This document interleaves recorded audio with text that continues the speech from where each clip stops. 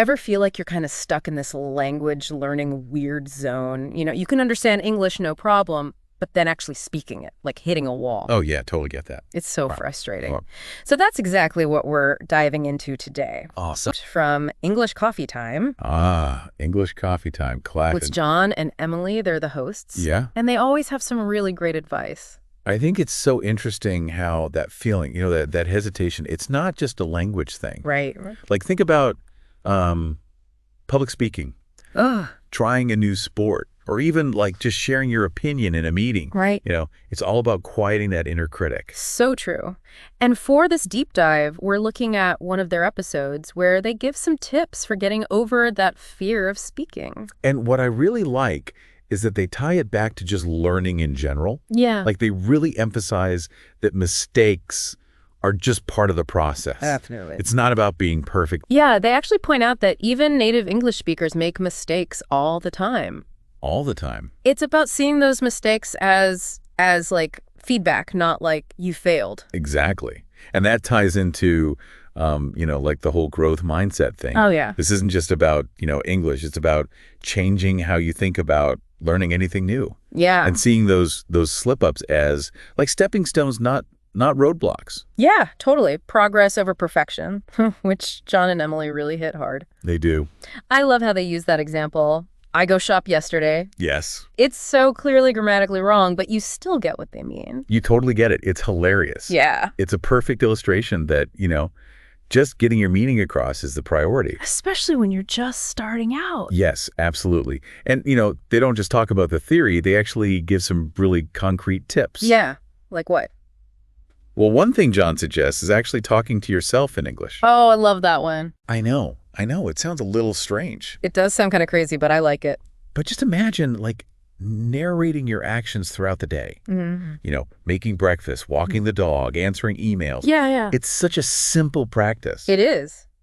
But it's surprisingly effective. Yeah. Because it takes away the pressure of an audience. Oh, yeah, for sure. And it just helps you internalize the language. Yeah, because you're not worried about someone judging you. Exactly. And there's actually some research that shows that, self-talk can help with memory and focus. Really? Interesting. Yeah, it's like you're training your brain to think in English. It makes sense. Which then makes speaking it out loud so much easier. Right. So then Emily suggests starting with these small, manageable phrases. Yeah, oh yeah. Like, no need to jump into a complex debate. Yeah, right. Just nail those basic everyday greetings. Yeah, just master those. Hello, how are you? Exactly. Yeah. Exactly. And that idea of breaking things down into smaller chunks, it's so important for, anything you're learning, not just languages. Right. But those little wins, they build your confidence and they keep you going. Totally. And another one they talk about is repetition. Yeah. Repeating common phrases. Yes. Until it's just second nature. Exactly. It becomes automatic. Yeah.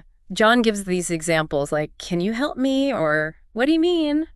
Perfect examples. Those phrases you use all the time. Yeah, the ones that come up constantly. And the repetition is so key for like automating those. It is. Think of it like practicing a musical instrument. Oh, yeah. The more you repeat scales and exercises, the smoother your playing becomes. You get that flow. It's like muscle memory almost. Exactly. Okay, this one from Emily really clicked with me.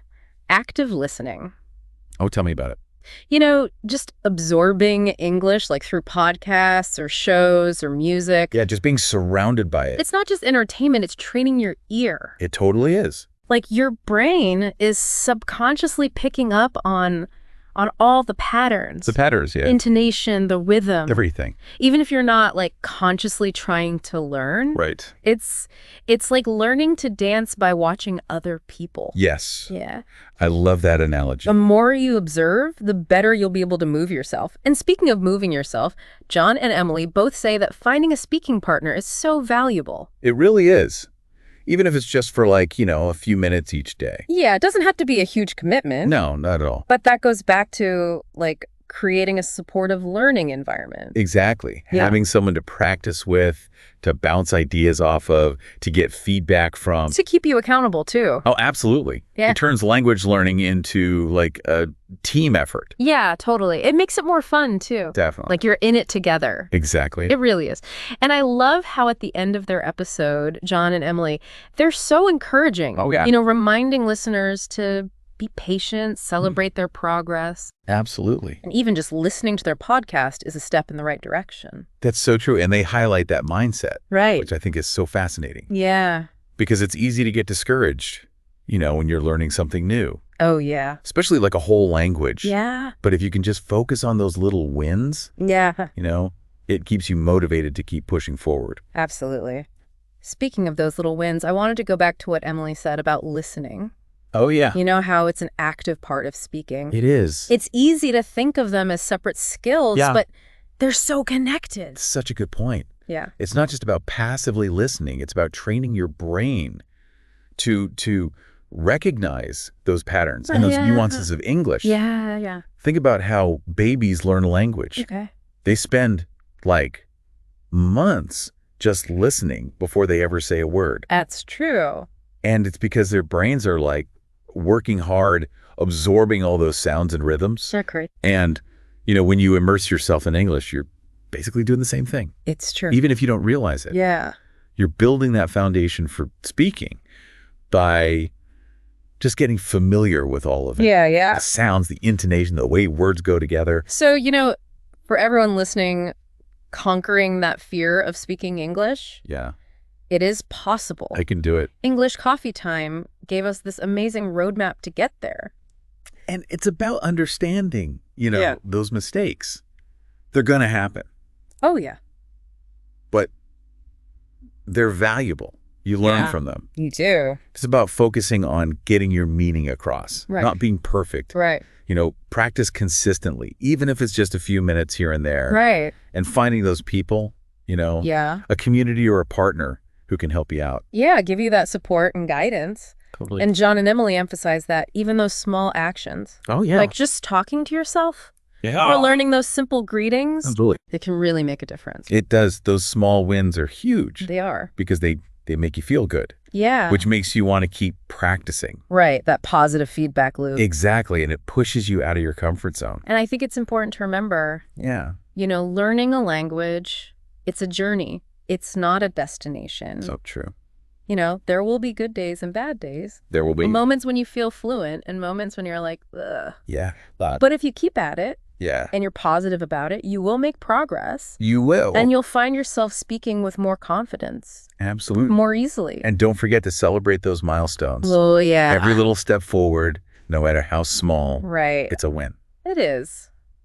Okay, so we've covered a lot of great stuff today. We have. From John and Emily on English Coffee Time. Yeah, they gave us so many good ideas. They did. And we've talked about how these ideas apply to any part of your life where you feel stuck. Yeah. Or hesitant to try something new. Yeah, totally. And I think what's so great about this deep dive is that Yeah. it's not just about learning English. Right. It's about giving you the power to take action. Yeah. To face challenges. Yeah. And to step outside of your comfort zone. And John and Emily's message, it's about, Yeah. having that love of learning, Yeah. believing in yourself, and enjoying the journey. It's about the process. Yes. Not being afraid to fail, Yeah. but being excited to learn new things With that. and being happy when you see yourself improving. Yeah. Before we share our final thought, Okay. I'd love to hear from you. Our listeners, yeah. What tip from English Coffee Time really stuck with you? Yeah. Which one felt the most useful? The one you can use right now. Yeah. Take a second to think about that. Okay. What can you do today Yeah, something small. to get closer to speaking English confidently? We'll be right back with a final thought to help you take that next step. All right, we're back. Ready to put all this awesome advice from English Coffee Time into action. We talked about fear, we talked about perfectionism, all those practical tips, even like the power of mindset. Now it's time to actually do something. Exactly. Time to bridge the gap between knowing and doing. So for this final thought, we want to challenge you. Take one small step today to actually practice speaking English. It can be teeny tiny. Think like Greeting someone you don't know in English, talking through your morning routine out loud, even just repeating some useful phrases while you're doing the dishes. The important thing is to make it something you can actually do, something you can fit into your day. Remember, it's all about consistency, right? Don't overthink it, just start speaking. And to make this even more real, think back to all those tips from English coffee time. Which one really stood out to you and why? How can you use that today? Yeah, we'd love to hear from you. Tell us about your experience. What's hard for you? What's going well? We're all learning together, right? And what you share might help someone else take that first step. And remember, getting over your fear of speaking English, it's a journey. It's not like you just arrive one day and you're done. Exactly. Be patient with yourself, celebrate those little wins, and keep practicing. And most importantly, have fun with it. Language is all about connecting with people, expressing yourself, exploring. John and Emily were so right when they said you're already doing great just by being curious, looking for knowledge, being here with us today. Keep that learning spirit going and you'll be amazed at what you can do. So true. Until next time, keep those conversations flowing, keep listening, and keep that learning spark bright. Happy learning.